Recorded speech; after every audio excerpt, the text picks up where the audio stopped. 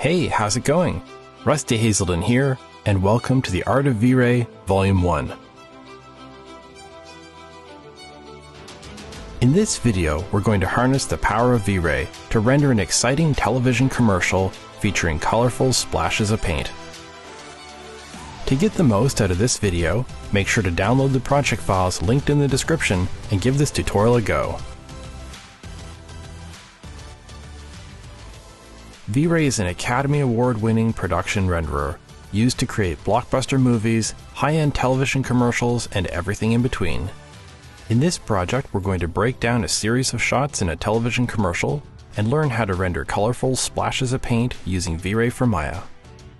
The fluid simulations were created in Maya using the Phoenix FD plugin and saved as Alembic cache files. Essential topics include an in-depth look at the V-Ray frame buffer and the V-Ray render settings, adjusting lights and materials in real time using the V-Ray IPR renderer, and a comparison of progressive and bucket rendering modes.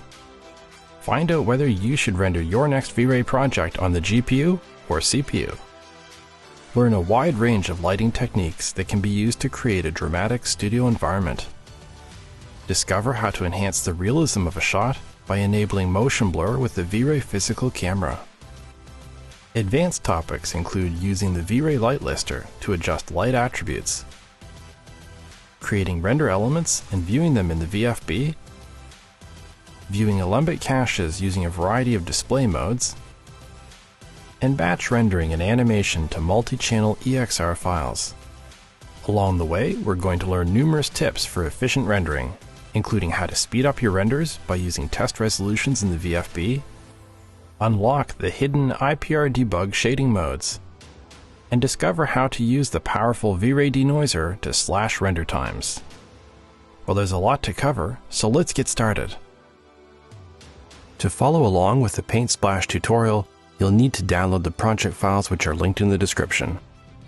When you start working on a project in Maya, the first thing you need to do is tell Maya where the project folder is located.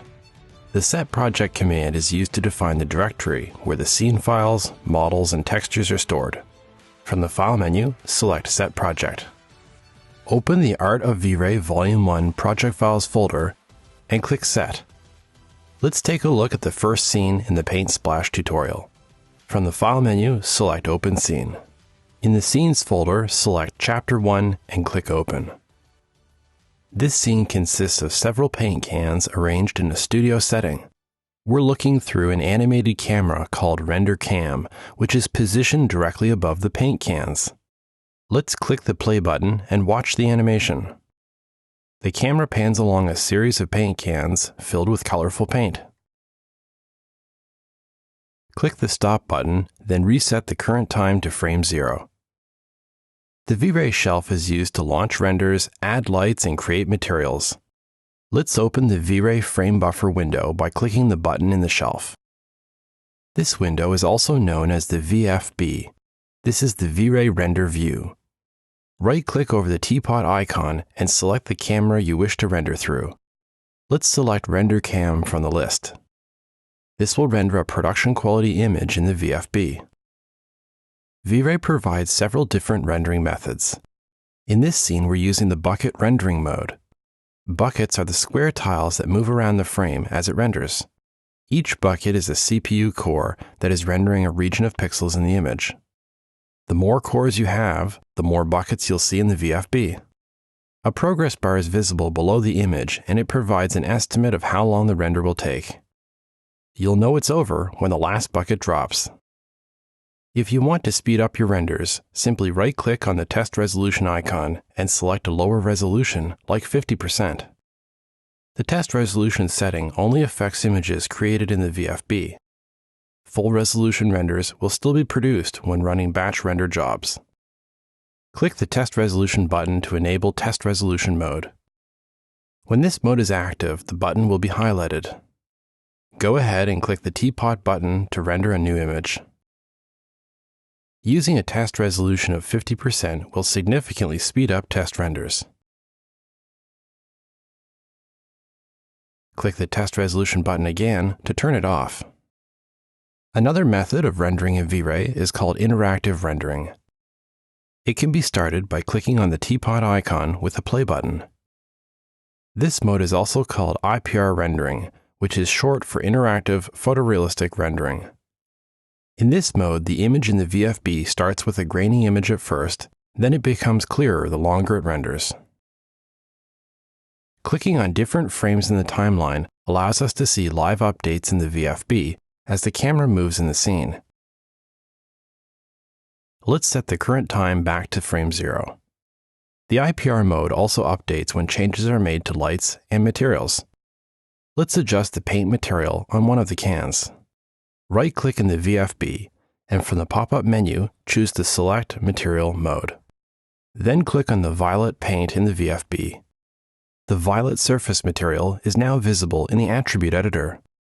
In VRay, the appearance of an object is defined using materials. Click on the Diffuse Color swatch to display the color picker.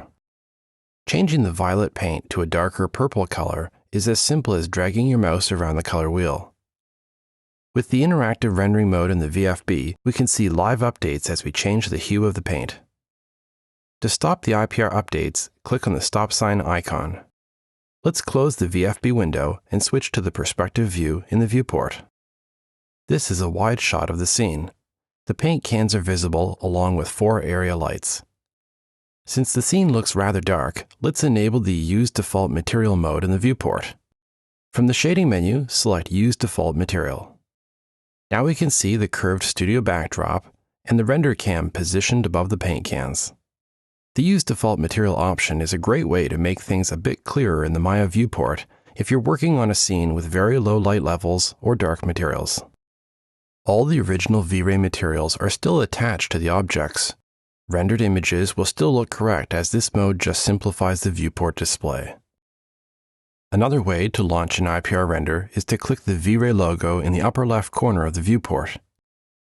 This will switch the viewport from Maya's Viewport 2.0 shading mode over to use the V-Ray IPR renderer. Now we have a fully lit and textured view of the scene in the viewport. Since it is an IPR view, we can move around and it will update in real time. Let's load a view bookmark by right-clicking on the bookmark icon and selecting Can View. This will load a saved camera bookmark that brings us closer to the paint cans. With the IPR rendering mode active, the view will automatically become clearer in a matter of seconds.